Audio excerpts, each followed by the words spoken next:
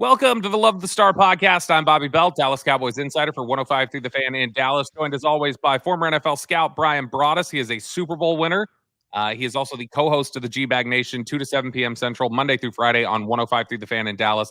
And he is the pre- and post-game co-host on the Dallas Cowboys radio network.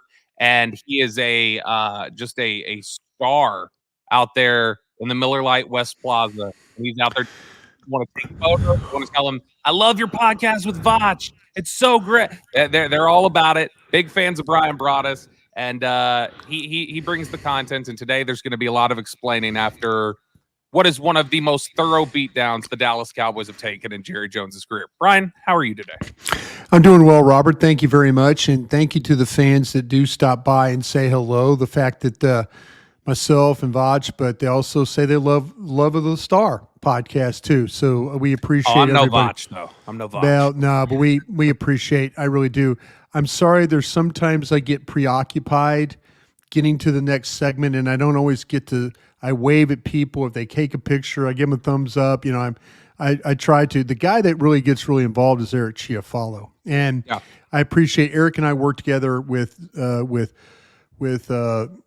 Zach Wolchuk and then Gavin Dawson and Lucius Alexander as well on the G-Bag Nation. And so, you know, when you come up and you say hello, yell at me, give me a thumbs up, I really do appreciate it. It's very nice to be recognized that way. And yeah, that was a thorough butt kicking yesterday. That was Detroit Lions coming into town with a purpose, and their purpose was to embarrass you in every single way that they could, whether it means throwing the ball to linemen or lining up, you know, tossing the ball to linemen, whatever they had to do.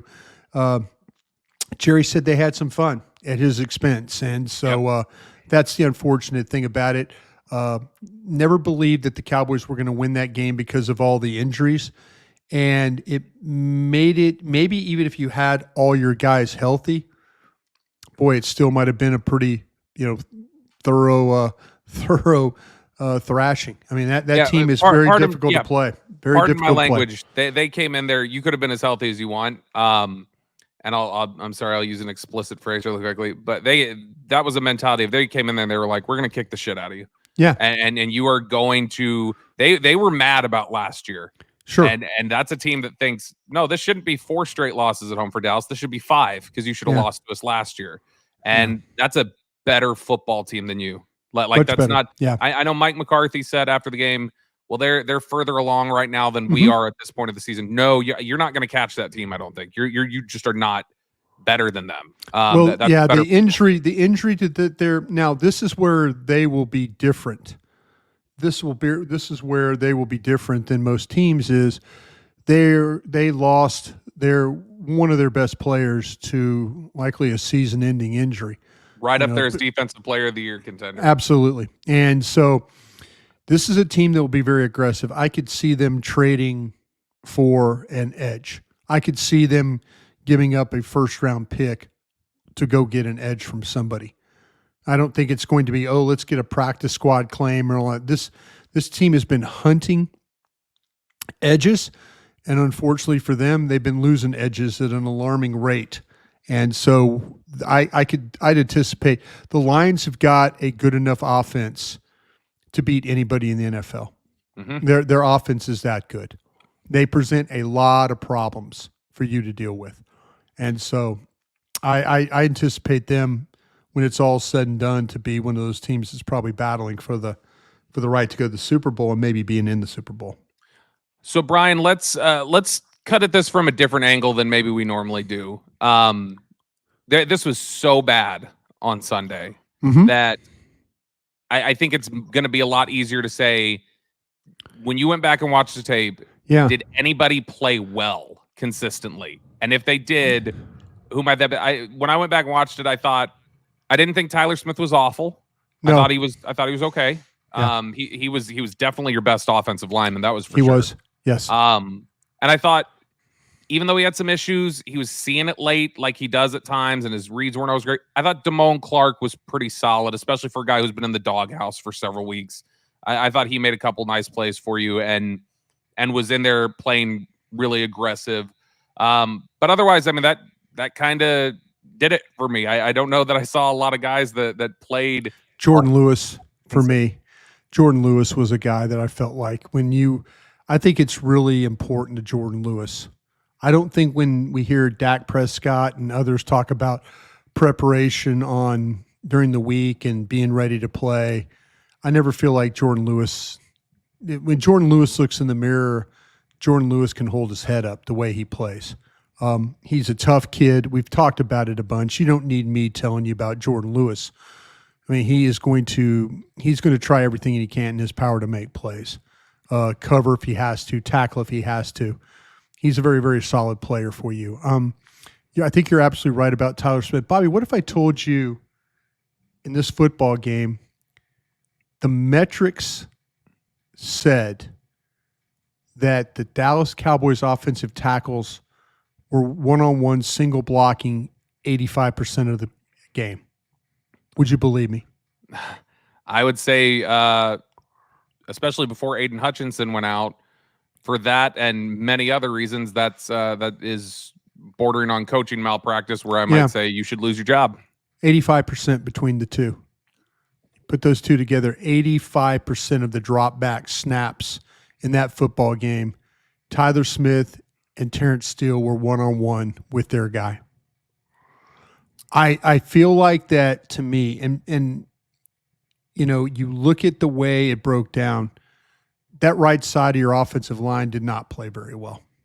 And that's Zach Martin and that's Terrence Steele.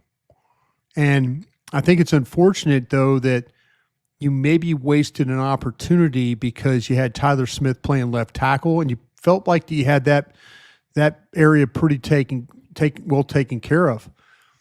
If, in fact, Aiden Hutchinson had moved over against Tyler Smith, you might even consider that a wasted rep.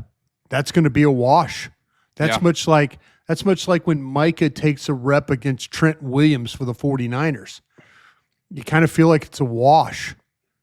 So I'm a little disappointed that we didn't see more help for Steele in this game.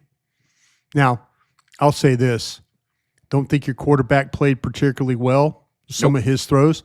I don't know how compromised he was with the finger on his hand that got banged up in the game. He was fidgeting with it a little bit, but I don't – and not that you're doing this. I don't think it's an excuse for some of the way that he played. Not at all. I'm just saying it as a way of, was that something that, that – because there were a couple of times he threw some balls that were a little fluttery. The interception that he threw, that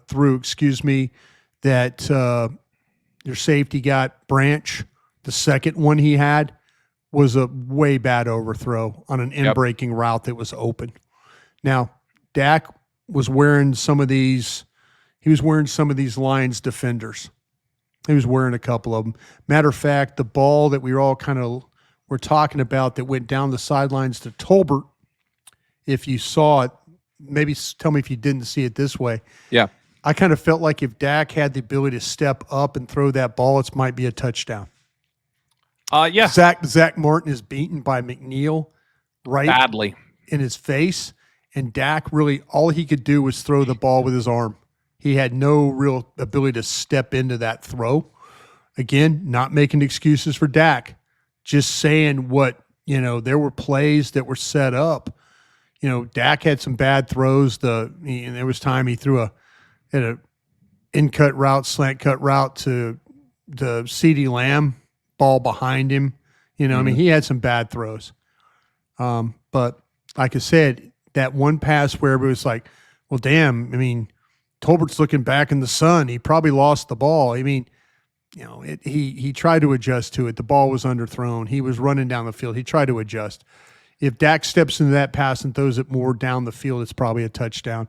The play that I don't know, Bobby, you saw the play to that Ferguson missed. Yeah, I thought that was a YOLO ball. You only live once. Kind of a throw. That was an actual setup of a play. Ferguson is lined up in line right. They run the waggle coming right, and he's going to try and sneak through the secondary to the other side. Dak gets hit again, trying to make a throw all the way across the field. ball was near Ferguson's hands, I thought I've seen Ferguson make tougher catches than that. Absolutely. And he didn't come down with the ball. I thought Dak's just playing side yard football here and just throwing it up, but actually a design play. They're going to run CD on the drag. They're not going to throw the waggle or boot to him, and they're going to try and throw it all the way across the field to Ferguson. They just couldn't set up to get the ball out. So it was a bad day. Bad day for the play caller, bad day for the quarterback, bad day for the offensive line, and bad day for some of your wide receivers. Yeah, and bad day for, I don't know, maybe it's just because they're being relative to expectations. Brian, I think there's maybe a case to be made, and there were some bad performances out there. Mm-hmm. There might be a case to be made that says Zach Martin was the worst player on the team yesterday. He was bad. I don't know that I've ever seen him just get, and there was one point, I think it was the sack he gave up where McNeil just bull rushed, knocked him on his ass. Yeah. And Zach Martin, I don't think I've ever seen him we talk about the clappers. I don't think I've ever seen Zach Martin on tape punch himself in the helmet. Yeah. Because he's pissed off at him. And I felt a little bit like the Cooks conversation we had. You remember when we went back and watched the tape of Cooks against the Giants, I kept saying, is he hurt? Because he does, like, something's not right. This was so bad from Zach Martin relative to who he is, even with some of the decline that he's experienced. That I got to think that back or whatever that he was dealing with, he must be hurt. Yeah, I think that's not the same player. He might have played through one yesterday. Yeah, he might have played through one yesterday. Unfortunately, we just see what happens in the games. Maybe we'll get a text message from somebody that will say, "Hey, listen, I heard what you were saying about Zach Martin. If you knew Zach Martin couldn't get out of bed on Thursday, or Zach Martin back locked up and." Somehow he battled through, he took a shot and blah, blah, blah, that kind of thing. So it wasn't good. It wasn't good for, like I say, the right side. And you have a problem. And Mike McCarthy addressed it today in his press conference. And today being on a Monday as we tape this,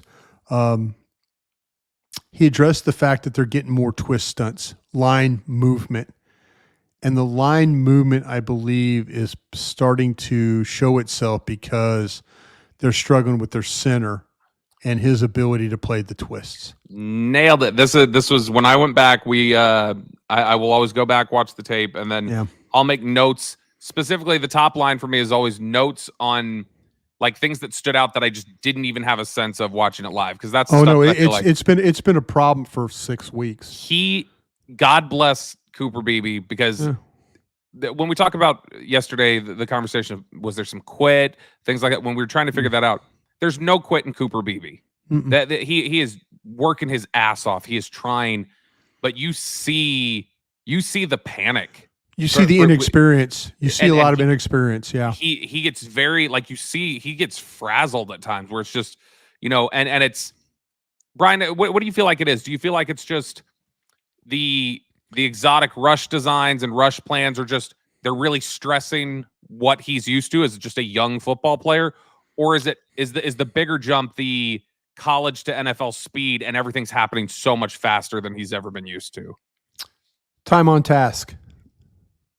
Hadn't been a center for very long. He's an NFL center. Gonna be a damn good one. The way he plays. Yeah. His physicality, his power, his ability to be mobile, what he's seeing right now is giving him problems. He is very, very mindful of making sure down linemen secure, and then all of a sudden now worry about the second level looper or rusher, and that's been a problem. And teams are going to continue to do that because they feel like they could take advantage of him in the middle of the pocket. And Mike McCarthy addressed it today. It's something that I know I've been talking about on various platforms for 6 weeks now. That's the one issue that Cooper Beebe has is his ability to play the twist stunt. And they're starting to see a lot more of that. Yeah, and I mean, it wasn't just Beebe yesterday either. There was definitely one, there may have been two that Zach Martin had trouble with. Yep. I think Aiden Hutchinson early got him on one. Yep. That's been an issue for all season. That was something that Guyton, for which we can get into Guyton here in just a second. Guyton, for his credit, I thought Guyton had a lot of trouble with the twist stunts early, and progressively, that was one area where I thought, man, I'm at least seeing progress each week. It's a little better each time. Like he's working better in tandem with Tyler Smith and getting a feel for what he needs to pick up and what Tyler Smith what he needs to pass off. And I felt better about those things. It just feels very much like Cooper Beebe is just very overwhelmed right now. And I don't think this is an indictment of who he's going to be as a player in the long term, but it's just, man, right now he's not ready for everything that NFL defenses are going to throw at him. It's hard. It's hard. They've him, Guyton, it's been really learning on the job. They've had to learn a lot of things on the job, but there's a side of me that really am starting to feel as we get to the week 7 break. There's a side of me that's feeling that I overrated this offensive line. There's a side of me that felt like, oh, Dallas Cowboys, first round offensive lineman, plug and play, let's go. Oh, Cooper Beebe probably should have been picked higher than the 3rd round, plug and play, let's go. These kids need to grow. I think we've been spoiled as a fan base that Cooper Beebe and Tyler Guyton, I mean, we've had others. Go all the way back to 2009? Tyron Smith. 2010? 10, excuse 10 me. or 11, somewhere in there, yeah. Yeah, 10, 11, yeah. You look at him, Zach Martin, Travis Frederick. We've just had this long line, it seems, of plug and play offensive linemen. And we put Guyton and Beebe in there as plug and plays. Their right tackle struggles. You grade him 65 plays, he struggles 5 plays. Those 5 plays might be something to affect the game. But, 60 other plays, he's getting a plus. You have a Hall of Fame right guard who is not playing at a Hall of Fame level right now, whether he is injured or whether Father Time has now got a hold of him. Yeah. A center that we just talked about very much in length. The left guard, when it's Tyler Smith, plays at a Pro Bowl level. When it's Tyler Smith, the left tackle, he still plays at a very, very high level. But you're in a situation now where, okay, put him at left guard. He's one of the best in the league, or near one of the best in the league. The left tackle, when it's Guyton, is really, really struggling. So 4 of the 5 guys you have, it's not as clean as we thought it would be. Or I shouldn't say we, because I'm including you. I shouldn't do that. No, not as clean and not as buttoned up as where I thought this group was going to be 7 weeks into the season. I'm with you. I thought Guyton to Tyron was obviously going to be a question, but I thought Beebe was going to be better than Biotish. I thought that Steele was going to be a year removed from the surgery and was going to be better. And Tyler Smith was going to continue to grow. And Zach Martin, I didn't expect as sharp a decline as we've seen to this point. Right. So I anticipated the offensive line was going to be better. And to be honest, I mean, that feels like what is the entire hang up on, is this offense going to be good or not? Tell me how the offensive line is playing. Are they getting movement in the run game? Are they protecting Dak Prescott? Is he throwing off his heels? That's going to give me all the answers I need. Let's talk about what this future means at left tackle. Really quickly, though, I want to remind everybody you are listening to the Love of the Star podcast. The Love of the Star is an Odyssey podcast. You can find it on the Odyssey app or wherever you get your podcasts. All right, Brian, the Tyler Guyton question. They're talking about that it's health, that it's a knee issue. He was full participant all week. He entered the game without an injury designation. He took reps at right and left tackle before the game with the second team. So if need be, he was going to be able to go out there. How much of this do you think? They went to Awesome Richardson, sure, to blowout. Sure. Yeah. How much of this do you think is genuinely injury versus some of this might be coach preservation of, if I'm going down, I'm not going down with a rookie left tackle? I like what you just said. They've realized that they probably went into this game believing that by having Tyler Smith play left tackle, it was going to shore up one area for them. They could talk about the health of Guyton and all that, and I'm sure we'll get a text message, like I keep saying, from somebody who will watch this and they'll say, no, this is where you're wrong. I mean, I'm okay. I'm like filing it away and say, thank you for the update. But this is a very convenient way of playing Tyler Smith in there and then kind of making sure that they knew. This is just my opinion, Bobby. Yeah. They knew their best chance of being competitive in this game was playing Tyler Smith at left tackle. They knew they needed some offensive firepower. They knew they needed to be able to move the ball and score some points because of how compromised their defense was. Yep. Or your best 5 players on that side of the ball did not play. Yeah. That's what happened. All of a sudden, a team that really struggled with pass rush or pressures in the Detroit Lions through 4 games for them, who really, really struggled, got pressure on you in this football game to the tune of like basically almost 50% of the dropbacks. Yeah, I believe if this wasn't a career high in pressure rate for Dak, it was right near it. This was a lot. Yeah, right near it. So the coaches probably felt like very convenient to tell you, me, Brad Sham, that anybody else that was in the pregame, oh well, this is more about TJ Bass being more healthy than Tyler Guyton. And then we all go, okay, I see where you did it. No, this was about they needed to move the ball. They needed to score points. And they felt like if they put your guy Smith over there at left tackle, that they were going to shore up that one area. I'm curious. So is that a bad conspiracy? No, I don't think you're far off at all. Yeah. Look, we talked about it. You and I had tried to prepare people. It didn't end up needing to happen because of an injury, but there was a genuine chance Chuma Edoga was going to start as your left tackle this year. And I know everybody. Oh, you took a lot of heat for that. You took a lot of heat for that. And I know there was a lot of assumption that they were just going to hand it over to Guyton. They never did. He did not get that until Edoga got hurt consistently. And I think you see a coach who says, man, that's a lot. Arguably the two most important positions on the offensive line, I need rookies in position changes. A guy going from right to left who's already raw, and then a guy kicking inside to center at the 2 most important spots when my job's on the line, when a lot of people's jobs are on the line. That's a lot to swallow. Yeah. Here's the thing. I think these 2 weeks, I've been disappointed with Bass.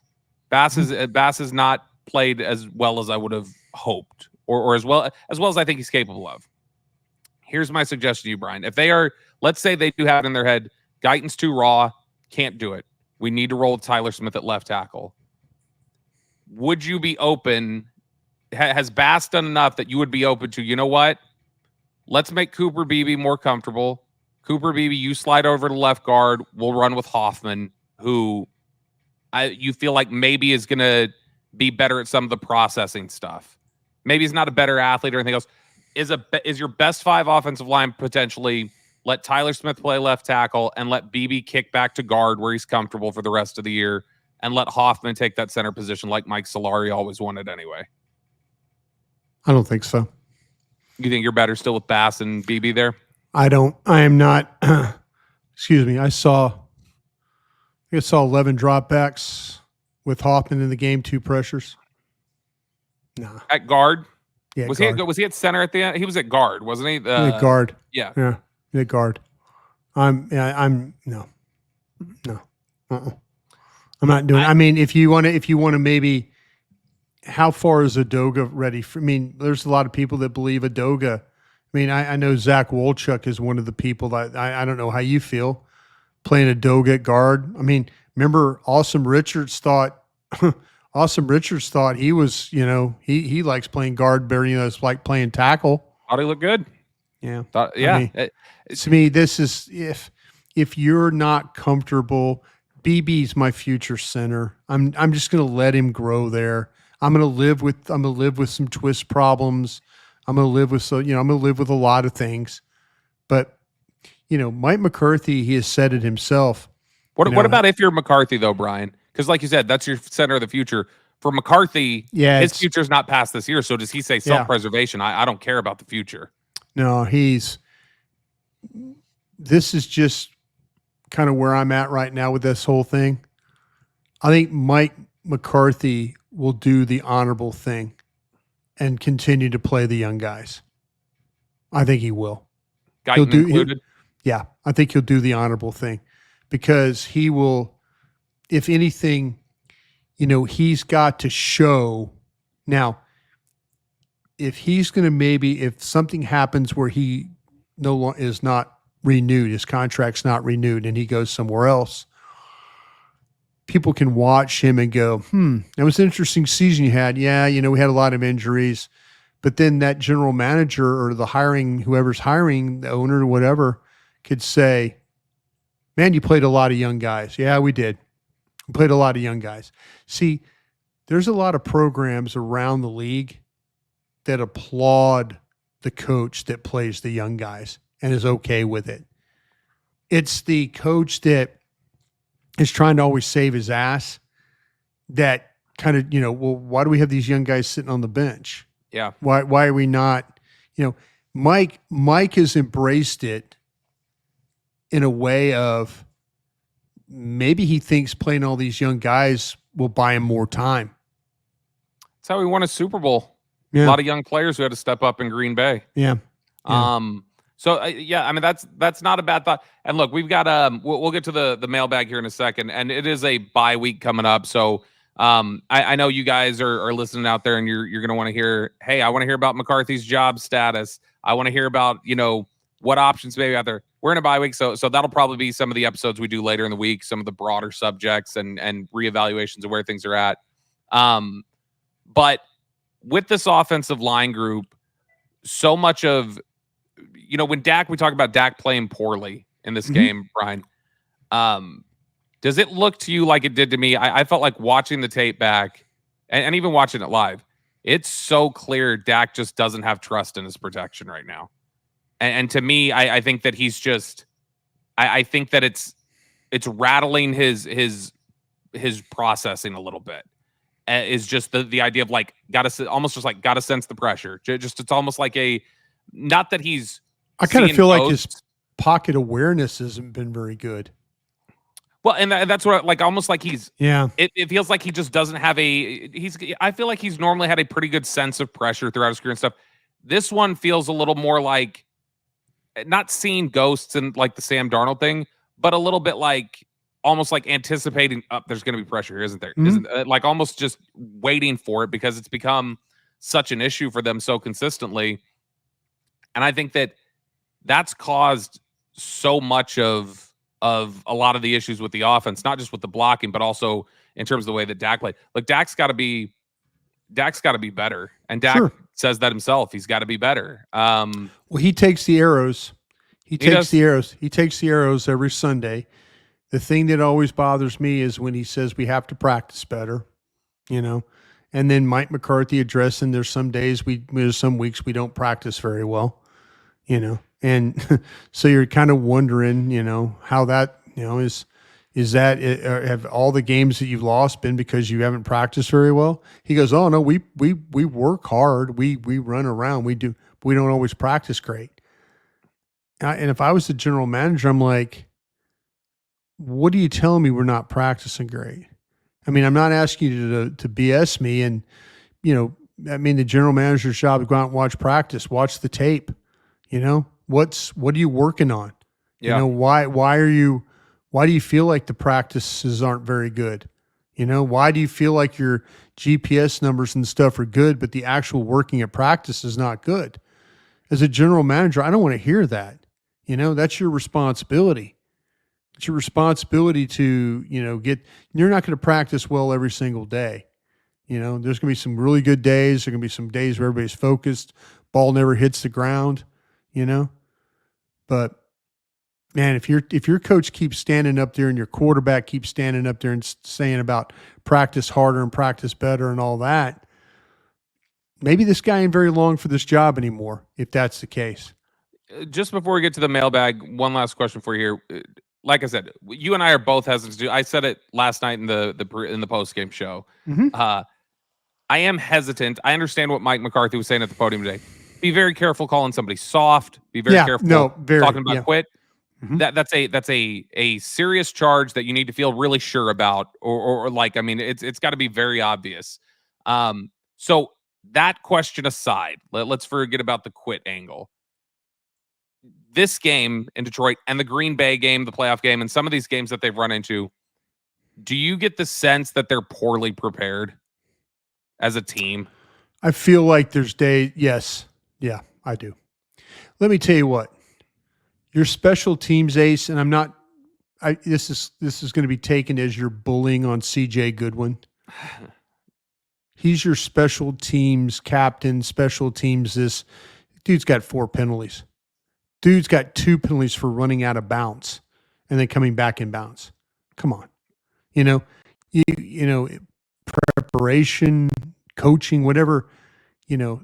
Coaches hate to hear anybody's question what's going on. Right. But when you have the head coach and other players talking about it, yeah. I mean, I don't know. They might be looking for an easy way to explain a loss instead of saying we're not good enough. We're not talented enough. We were way too shorthanded today to win this football game. Where we should have been good on offense, we weren't good today. I wasn't good as the head coach, the quarterback. Everybody stand up there and say we weren't good enough, instead of saying, well, we need to work harder at practice. It seems like a very common theme that they have happened to them in these losses where they just get blasted. They haven't just lost a game just to lose a game. I mean, you know what I'm saying? They haven't lost so-and-so kicked a field goal and its final is 26-23. Dallas loses. No, every game they've lost has been a butt kicking. And there's a side of me that really believes this is who they are. They're a 500 team that if it goes right on offense, they can move the ball. They showed that I cheered when I watched tape this morning and I saw that pass to CeeDee Lamb, the one-handed catch across the middle, because it showed?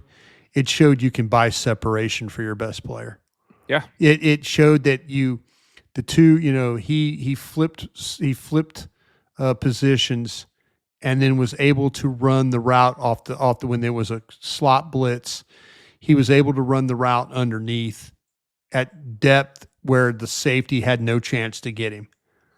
And you're going, that's what Detroit Lions, 3 guys outside the numbers, 1 guy going to the left to the middle to replace the 3 guys outside the numbers. There you go. How watching them play live, I understand why the Dolphins get separation in routes. I get it. Now seeing it live, I get it. So you can't tell me that Dallas doesn't have the same kind of capabilities to do that, to get their best players open in routes like that. Okay. That to me is preparation. To me, I when I was with DallasCowboys.com, I was able to kind of peer out the window every once in a while and watch them practice. Yeah. Not that I got to do it all the time because you didn't want to get in trouble, but I was just curious sometimes, like, okay, what's going on here?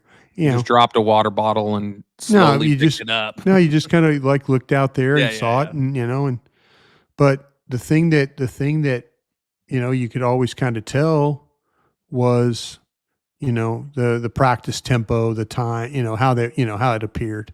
When you watch for a couple minutes, like, okay, looks like they're getting things done here today. Yeah. But I think there's without knowing that, I just worry that when you start to hear coaches and players talk about it, something's not right. There's maybe trying to send a message to the rest of the team. Yeah. Your old buddy from the league, Thomas Dimitroff, old Tommy D. Mm-hmm. He runs Sumer Sports, which is an analytics company that he's associated with. And they've got a guy over there named Sean Saeed, and I was watching him talk about the Cowboys recently, and he was talking about CeeDee Lamb specifically, and he says, Dallas was so good offensively last year, and in recent years has been so good. He's like, this year everything feels difficult for them. Like, I've said that a bunch. Yeah, it feels difficult for them. And he said, here's the thing: CeeDee Lamb is great, and this was the point that I liked, and something that I think you're just touching on. He's like, CeeDee Lamb is great, but there's nothing wrong with scheming CeeDee Lamb and getting things even easier for him. You don't have to just always rely on, well, he's great, go ahead. Even the Giants, that was something we talked about leading up to the week, is the Giants, even with Malik Neighbors being as good as he is, they work to get him in favorable position so that he can get easy pitch and catch throws. There needs to be more of that for CeeDee Lamb, and hopefully that's what part of this bye week reflection is going to be all about. You are listening to the Love of the Star podcast. The Love of the Star is an Odyssey podcast. You can find it on the Odyssey app or wherever you get your podcasts. All right, Brian, it is now time for our Dean Julia Love of the Star mailbag. This is where we take the thoughts, comments, questions, all of that from our dear, sweet listeners. First one from a longtime loyal listener, Stacy. Stacy is asking, hypothetically speaking, do you think this exact roster would be playing tougher had we moved on from McCarthy and promoted Dan Quinn to head coach? Feels like he's missed from a morale/motivational perspective. Brian, I don't know about you. I think Dan Quinn, when he came along, was the perfect coach for the perfect time. Like, what the Cowboys needed right then, he was the perfect guy for. And I think Dan Quinn left here right when it was time to leave. Yeah. I think that there were some things that were probably running stale for some people. And there's only so much that the rah-rah probably works over an extended period of time. And I love Dan Quinn. I think Dan Quinn's a great coach. But I think it was also time to say it's time for a new personality, probably. So I don't know that they're playing any tougher with Dan Quinn. I think Dan had a lot of supporters in the front office, though. Yeah, I think if the Jones, rightfully so, if the Jones family had figured out to move on from Mike McCarthy last year, that Dan Quinn would have been probably a very strong candidate here, because I know people in the scouting department that have a lot of respect for him. Is he going to be their Sean Payton? Is he going to be the new era Sean Payton? I'll tell you what, got his shot. Needs to get his defense better. He's got a shot. He's got a shot with his quarterback, though, and the skill guys that they have. The way the OC in his sabbatical where he was at USC has figured out how to run the football. Oh yeah, you can see all of the barn work Mike McCarthy allegedly did. Cliff Kingsbury did that while he was away. Yeah, he went to USC. He picked up on some screen package stuff they do. He's picked up on some run stuff that they've done. He used to not be very good at running the football. Now he's got an idea of how to run the football. Yeah, and that's what makes him different. I think Dan Quinn, like I say, I think Dan Quinn would have had a lot of support if they would have made a move for Mike McCarthy. The question I want to ask you real quick, if I could, and Stacy, thank you very much for the question. It was very, very good as always. This situation, though, when you start to really, really look at it as, did they make a mistake re-signing Dak Prescott? Should they have just waited? Should they have just waited this thing out and then potentially have to change the quarterback, the head coach, the staff, and all those things? Should this just been a clean sweep or clean break, I guess is what I'm saying. And I'm not trying to be a hindsight guy, because I'm a guy that's said to sign Dak Prescott. I'm just asking you what you think. Yeah. So I think let's reflect back on a year ago. We were asking, I think, similar questions about the capabilities of the offense 5 to 6 weeks into the season. Even though Dak was the second in MVP last year, right? Yeah, but that was something that turned on right about this time last year. Right. Because through this point last year, he was like 6 touchdowns, 5 picks. Right. And then he goes on that insane run down the stretch where it's like 32 touchdowns and 3 interceptions over the final 10. And the offense just started humming when they came out of the bye week. Mm-hmm. So I would say it wouldn't be the first time. 2018, which is a year they've been referencing a lot the last 24 hours. But 2018, really rough start with the Deontay Thompson receiving core. They trade for Amari Cooper, and Dak has massive games down the stretch into December. And so I think that we've seen before him have early season struggles where he then ramps up and plays better. So that wouldn't be completely unheard of.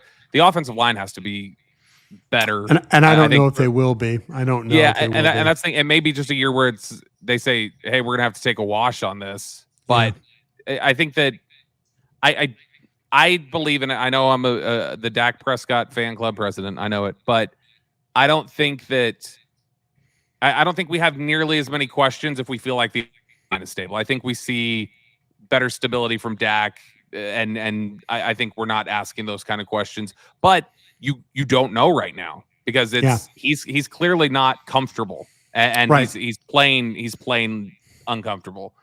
Yeah, the next head. Excuse me, real quick. The next head coach, if there is a change, that needs to be line one from Jerry Jones about how do you help my quarterback that I'm married to for the next 4 years, this wide receiver who I'm married to.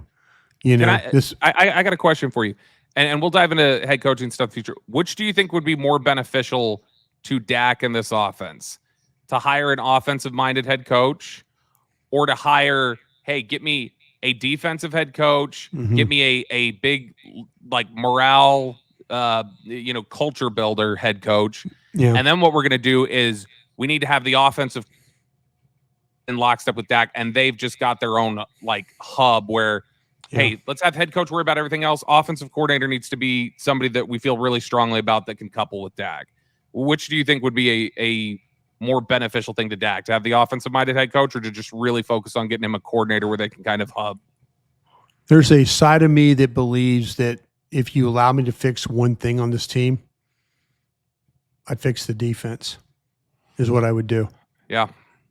And so that maybe leads to your get the now, if I'm going to hire this defensive coach, and, we'll see if it's a Bill Belichick or somebody like that, if that's the route that they go, if they hire a new head coach.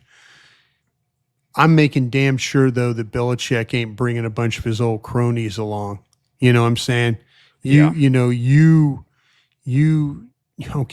go get this guy, or you go get that guy. You go, we've seen teams when they've changed the head coach go out and get coordinators that are pretty damn good. Yeah. So my hope was that 72-year-old Bill Belichick, if he got this job, would fix your defense, would figure out a way to fix your defense. Now, the thing about it that scares me is it Matt Patricia coming in here? Is it his son from the University of Washington coming in here? There's all kinds of crazy things you could potentially get with Bill Belichick. But if, we'll see if it's Josh McDaniels. Do you want to entrust your offense to him? Yeah. There's not a great history there. Honestly, and like I said, we'll get into some names later. I know. I'm just saying though. No, I totally understand. If you give me the defensive coach, I went on. Okay, real quick. I'm sorry. I know we're running. No. You're good. You're good. Go ahead. Okay, and thanks for bearing with me here, folks. If you're a Cowboy fan, and I've said this on a couple different platforms, and if you're new to this platform tonight, thank you. But to me, if I'm a Cowboy fan, my hope is that the front office does an extensive head coaching search. Will it happen?